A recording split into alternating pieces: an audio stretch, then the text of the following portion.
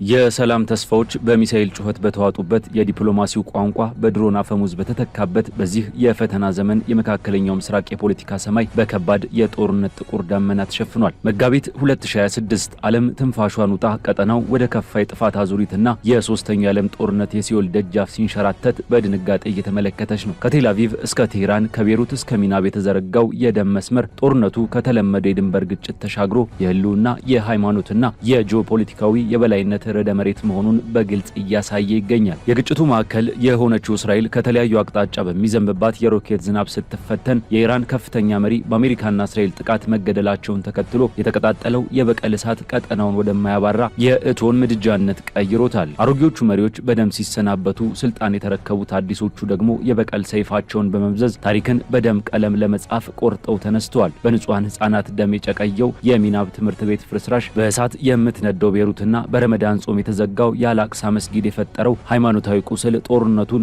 የሰው ልጆች ስነ ልቦና ጭምር ክፉኛ እያደማው መሆኑን የሚያሳዩ ሕያው ምስክሮች ናቸው። የዓለም አቀፉ ማህበረሰብና የተባበሩት መንግስታት ድርጅት የጸጥታው ምክር ቤት ይህንን የጥፋት አውሎ ንፋስ ማስቆም አቅቷቸው የሀያላኑ የፖለቲካ ቼዝ መጫወቻ ሆነው ሲቀሩ ቀጠናው በኒኩለር ዛቻና በባሊስቲክ ሚሳኤል ጥላ ስር ወድቋል። ይህ ትንታኔ የዓለምን የልብ ትርታ እያስተጓጎለ ያለውን የዓለም አቀፍ ሕግን ገለባ ያደረገውንና ንጹሐንን በጦርነት አስፈሪ ክራንቻ ውስጥ የከተተውን ይህን ውስብስብ የዘመናችን የጥፋት አውድ ከእቶኑ መሃል ሆኖ ፍንትው አድርጎ ያሳየናል። ይህ ቮይስ ኦፍ ኢትዮጵያ ዓለም አቀፍ ትንታኔ ነው። የዓለምን ፖለቲካ በሰፊው የምንዳስስበት መድረክ። ለቻናላችን አዲስ የሆናችሁ ሰብስክራይብ በማድረግ አብራችሁን ቆዩ።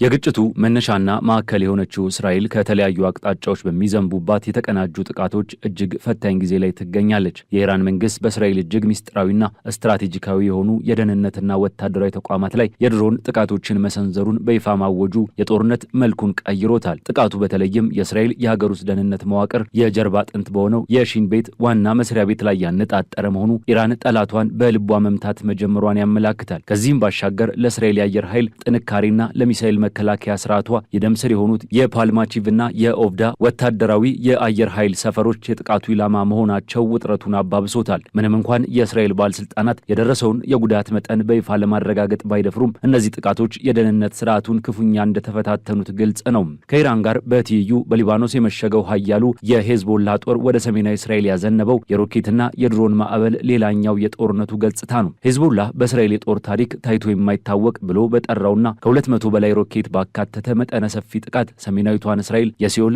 አምሳያ አድርጓታል። ይህ ያልተቋረጠ ጥቃት በሃይፋ በአከርና በሌሎች ከተሞች የሚገኙ በመቶ ሺዎች የሚቆጠሩ እስራኤላውያንን ከመኖሪያ ቀያቸው በማፈናቀል ወደ መጠለያ ጉድጓዶች እንዲወርዱ አስገድዷቸዋል። በጥቃቱ በትንሹ 179 ሰዎች ሲቆስሉ መሰረተ ልማቶች፣ የመገናኛ ጣቢያዎች፣ የቀን እንክብካቤ ማዕከላትና መኖሪያ ቤቶች ወድመዋል። የረዥም ርቀት ሮኬት ቴል አቪቭን ጨምሮ እስከ መካከለኛው እስራኤል ድረስ ዘልቀው በመግባት ከፍተኛ የፍርሃትና የድንጋጤ ድባብን ፈጥረዋል።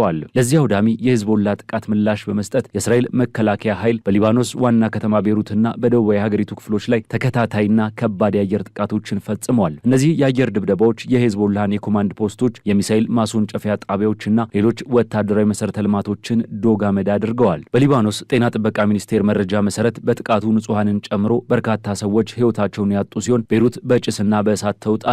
በዚህ የደም መፋሰስ መሃል በደቡባዊ ኢራን ሚናብ ከተማ የተከሰተው ዘግናኝ እልቂት ያለምን ህሊና የሰቀጠጠ ትልቅ ጠባሳን ጥሏል። በአንዲት የልጃገረዶች አንደኛ ደረጃ ትምህርት ቤት ላይ በተተኮሰ ከባድ የክሩዝ ሚሳኤል ህጻናትን ጨምሮ ወደ 170 የሚጠጉ ንጹሃን በአሰቃቂ ሁኔታ ህይወታቸውን አጥተዋል። በየቦታው የደረሱ የነፍስ አድን ሰራተኞች የህጻናቱን አስክሬን ከፍርስራሹ ስር ሲያወጡ የሚያሳየው ምስል የጦርነቱን አረመኔያዊ ገጽታ ቁልጭ አድርጎ ያሳያል።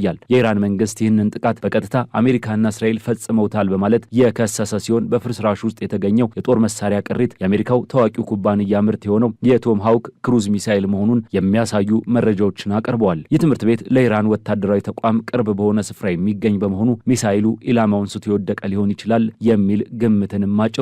ይህ ዘግናኝ ድርጊት በዓለም አቀፍ ደረጃ ከፍተኛ ውግዘትን አስከትሏል። የጣሊያን ጠቅላይ ሚኒስትር ጆርጂያ ሜሎኒ ጥቃቱን የትምህርት ቤት ልጃገረዶች ጭፍጨፋ በማለት በጽኑ ኮንነው ፈጻሚዎቹ በአፋጣኝ ተለይተው ለፍርድ እንዲቀርቡ ጠይቀዋል። ሜሎኒ አክለውም ጣሊያን በአካባቢው ያሉ ዜጎቿን በሰላም ለማስወጣት እየሰራች መሆኑን አረጋግጠዋል። በሌላ በኩል የአሜሪካው ፕሬዝዳንት ዶናልድ ትራምፕ ሀገራቸው በዚህ ጥቃት ምንም አይነት እጇ እንደሌለበት አስተባብለዋል። ትራምፕ ቶማሃውክ ሚሳኤል በዓለም ላይ በስፋት የሚሸጥና ሌሎች ሀገራትም የሚጠቀሙበት በመሆኑ ጥቃቱን አሜሪካ ፈጽመዋለች ብሎ መደምደም እንደማይቻል ገልጸዋል። ይህ በእንዲህ እንዳለ ጦርነቱ ሃይማኖታዊ መልክን በመላበስ ሌላ አደገኛ አቅጣጫን ይዟል። በእስላማዊ ዓለም የተከበረው የረመዳን ጾም ወር በገባበት ወቅት እስራኤል ለሶስተኛው ቅዱስ ስፍራ በሆነው በኢየሩሳሌም አልአቅሳ መስጊድ ላይ ያወጣቸው ያልተጠበቀ የጉብኝት እገዳ የዓለም ሙስሊሞችን አስቆጥቷል። የደህንነት ስጋትን ምክንያት በማድረግ መስጊዱ ለ12 ተከታታይ ቀናት መዘጋቱና የፍልስጤም ምዕመናን ከጸሎት መታገዳቸው ከ8 የአረብና የእስልምና ሀገራት ጠንካራ የጋራ ውግዘትን አስተናግዷል። ኳታር፣ ዮርዳኖስ፣ ኢንዶኔዥያ፣ ቱርክ፣ ፓኪስታን፣ ሳውዲ አረቢያ፣ ግብጽና የተባበሩት አረብ ኤምሬቶች በጋራ ባወጡት መግለጫ የእስራኤልን ድርጊት የዓለም አቀፍ ሕግ ጥሰትና የሃይማኖት ነጻነት መገፈፍ ነው በማለት ኮንነዋል። ሐማስ በበኩሉ ይህ እገዳ አደገኛ ታሪካዊ ስህተት መሆኑን አስጠንቅቆ የኢራን ባለስልጣናት ደግሞ እስራኤል በመስጊዱ ላይ የራሷን ጥቃት ፈጽማ ሌላውን አካል ለመወንጀል ያቀደችው ሴራ አካል ነው በማለት ወቅሰዋል። ግጭቱ ቀጥተኛ ተዋናይ የሆነችውን አሜሪካም የጉዳቱ ሰለባ እያደረጋት ነው። በምዕራብ ኢራቅ የአሜሪካ አየር ኃይል ንብረት የሆነው ኬሲ 135 የተሰኘው ግዙፍ ነዳጅ ጫኝና አቅራቢ አውሮፕላን መከስከሱን ሌላኛው አነጋጋሪ ክስተት ነው። የኢራቅ ታጣቂ ቡድኖች አውሮፕላኑን በሚሳኤል መተው እንደጣሉትና 6 የአሜሪካ ወታደሮች እንደተገደሉ ቢገልጹም የአሜሪካ ማዕከላዊ ሴንትኮም ግን ክስተቱ በጠላት ጥቃት ሳይሆን በበረራ ላይ ባጋጠመ ችግር የተፈጠረ መሆኑንና የማዳን ስራ እየተከናወነ መሆኑን አስታውቋል። ከተመታው አውሮፕላን በተጨማሪ ሌላ አውሮፕላን በሰላም ማረፉን አሜሪካ አክላ ገልጻለች። በሌላ በኩል በአካባቢው ከተሰማሩት የአሜሪካ ግዙፍ ጦር መርከቦች አንዷ በሆነችው ዩኤስኤስ ጄራልድ አር ፎርድ ላይ በተነሳ ድንገተኛ እሳት 2 ወታደሮች መጎዳታቸው የአሜሪካን የጦር ኃይል በመካከለኛው ምስራቅ ምን ያህል ፈታኝ ሁኔታ ውስጥ እንዳለ ያሳያል። የጦርነቱን አቅጣጫ ሙሉ በሙሉ የቀየረውና ክልሉን በከፍተኛ ድንጋጤ ውስጥ የከተተው ትልቁ ክስተት ግን የኢራን ጠቅላይ መሪ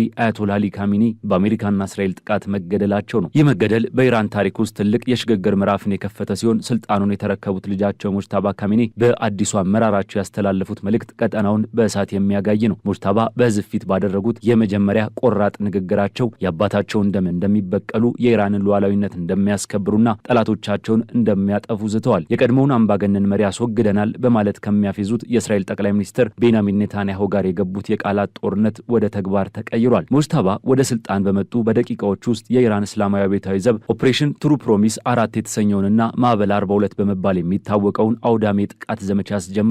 ኤማድ፣ ቃድር፣ ካይባር ሺካንና ፋታን የተሰኙ እጅግ ዘመናዊና ከባድ ባለስቲክ ሚሳይሎች ወደ እስራኤል ልብ በተለይም ወደ ቴል አቪቭ ተወንጭፈዋል። ይህ ጥቃት ቀደም ሲል ከተሰነዘሩት ጥቃቶች በእጅጉ የላቀ የተጠናና ሆን ተብሎ ከፍተኛ ጥቃት ለማድረስ ያለመ መሆኑን ወታደራዊ ተንታኞች ይገልጻሉ። አዲሱ የኢራን መሪ ሙጅታባ ከዚህ ባለፈ ኢራን በአካባቢው ያላትን ቁጥጥር ለማሳየት በዓለም የነዳጅ ንግድ ቁልፍ በር የሆነውን የሆርሙዝ ሰርጥን መዝጋት እንደምትችል አሳይታለች ብለዋል። ይባስ ብሎም ኢራን እስካሁን ስታካሄድ የነበረው የኒኩለር መርሃ ግብሯን ከጠላት ጥቃት ለመከላከል ሲባል ሙሉ በሙሉ ወደ ጥልቅ መሬት ውስጥ እንደምታስገባና ፕሮግራሙን ይበልጥ እንደምታፋጠነው አስጠንቅቀዋል። ለዚህ የኢራን ዛቻ የእስራኤል ጠቅላይ ሚኒስትር ቤንያሚን ኔታንያሁ የሰጡት ምላሽ የዚያኑ ያህል ቁጡና ቆራጥ ነበር። ኔታንያሁ ለማንም የሽብር መሪ የህይወት መድን አንሰጥም በማለት የአዲሱን መሪ ሙጅታባ የስልጣን ዘመን አጭር ሊያደርጉት እንደሚችሉ በተዘዋዋሪ ዝተዋል። የአሜሪካን ፍላጎት ባከበረ መልኩ የቀድሞውን መሪ አስወግደናል፣ አዲሱም አምባገነን ህዝቡን ለህዝብ ማሳየት አይችልም ያሉት ኔታንያሁ ከፕሬዚዳንት ትራምፕ ጋር በየቀኑ በስልክ እንደሚነጋገሩና ጥብቅ የሆነ የአሜሪካ እስራኤል ወታደራዊ ትብብር መፈጠሩን አስታውቋል። ኔታንያሁ አክለውም የእስራኤል ዓላማ የኢራንን የኒኩለር መሰረተ ልማት ከነመዋቅሩ ማጥፋት፣ የባለስቲክ ሚሳኤል አቅሟን ማዳከምና እንደ ሂዝቦላ ያሉ የሽብር ተላላኪዎቿን ከምድረ ገጽ ማጥፋት መሆኑን አጽንኦት ሰጥተው ተናግረዋል። ይህ ሁሉ ወታደራዊ ፍጥጫና እልቂት እየተካሄደ ባለበት በአሁኑ ሰዓት ዓለም አቀፉ ማህበረሰብ በተለይም የተባበሩት መንግስታት ድርጅት የጸጥታው ምክር ቤት መፍትሄ በማምጣት ረገድ እጅግ ደካማ ሆኖ ታይቷል። በኒውዮርክ በተካሄደው አስቸኳይ ስብሰባ ላይ የጸጥታው ምክር ቤት አባላት በኢራን ላይ የቀረበውን የውግዘት የውሳኔ ሀሳብ 13 አባላት ሲደግፉት ውሳኔውን ኢራን በአካባቢው በተለይም በባህረ ሰላጤው ሀገራትና በዮርዳኖስ ላይ የምታደርገውን ወታደራዊ እርምጃ እንድታቆም የሚጠይቅ ነው። ሆኖም በተባበሩት መንግስታት ድርጅት የኢራን አምባሳደር አሚር ሰይድ ራቫኒ ይህንን ውሳኔ የግብዝነት ማሳያ በማለት ውድቅ አድርገውታል። አምባሳደሩ አሜሪካና እስራኤል በኢራን ግዛት ግዛት ላይ የፈጸሙትን ጥቃት ያላወገዘ ምክር ቤት ኢራንን የመኮነን ሞራል የለውም በማለት ዓለም አቀፉን ተቋም የሃያላኑ መጫወቻ መሆኑን ወቅሰዋል። ይህ የመጋቢት 2026 ክስተት የሚያሳየው የመካከለኛው ምስራቅ ጦርነት ከተለመደው የድንበር ውዝግብና የተናጠል ጥቃቶች አልፎ መላውን ዓለም ወደ ሶስተኛው የዓለም ጦርነት ሊያስገባ ወደሚችል የባለብዙ ግንባር የሃይማኖት የጂኦፖለቲካና የቴክኖሎጂ ጦርነት መቀየሩን ነው። በኢራን ውስጥ በንጹሐን ህጻናት ላይ የደረሰው እልቂት፣ በአልአቅሳ መስጊድ የተፈጠረው ሃይማኖታዊ መነጠል፣ የአሜሪካ መሳሪያዎችና ወታደሮች መጎዳት እናም በመጨረሻም የኢራን ስልጣን በአዲስ ደም ፈላጊ መሪ እጅ መውደቅና ከእስራኤል የተሰጠው ቆራጥ አቋም ሰላም የራቀው ህልም መሆኑን በተጨባጭ የሚያስረግጡ ናቸው። ዲፕሎማሲው ሲከሽፍና የኃይል ቋንቋ ብቻውን ገዢ ሲሆን የአካባቢው ንጹሐን ዜጎች ጣፋንታ በፈረሱ ቤቶች፣ በተቃጠሉ ከተሞችና አባታቸውን ባጡ ቤተሰቦችን በውስጥ ተቀብሮ ቀርቷል። ተስፋ ያለው ብቸኛ ብርሃን ይህ የጥፋት ማዕበል ሊያስቆም የሚችል የጋራ ዓለም አቀፋዊ የሰላም ተነሳሽነት ቢሆንም በየቀኑ የሚወነጨፉት ሚሳኤሎች ያንን ተስፋ እያጨለሙት ይገኛሉ። የዛሬው ዓለም አቀፍ ትንታኔያችን በዚሁ ተቋጨ። ስለተከታተላችሁን እያመሰገንን ለቻናላችን አዲስ የሆናችሁ ሰብስክራይብ በማድረግ ቤተሰብ እንድትሆኑ እንጋብዛለን። ከሰዓታት በኋላ በሌላ ዓለም አቀፍ ጉዳይ እስከምንገናኝ ሰናይ ጊዜ